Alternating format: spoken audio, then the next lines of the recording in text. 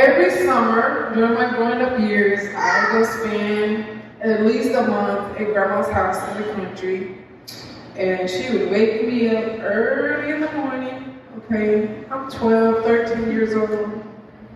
I didn't get why she was up so early, but with her apron on, telling me, put some clothes on and get something you don't mind getting berry stains on it, because I always, you know, your hands turn blue when you pick those berries.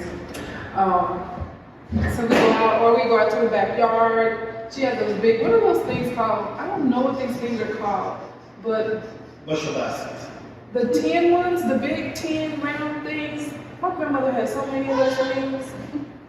And I saw somebody taking a bath in one of them one time. I was like, why are we putting berries in here? Is this a bathtub or what? I just didn't get it. I didn't get that country life. I'm a city girl.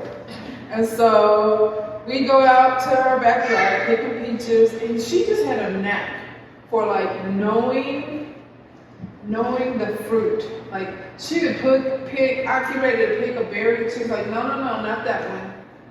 It's not ready yet, it's too early. Or I get ready to pick a peach, and she's like, no, let that one sit until next week. It's not quite done yet. I'm like, you can tell all that by looking at it.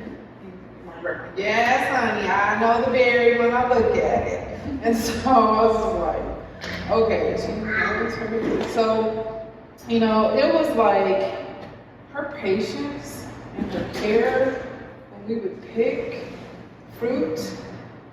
It was kind of sweet, almost as sweet as her jam. But then she had a salty side too. My grandma was mean.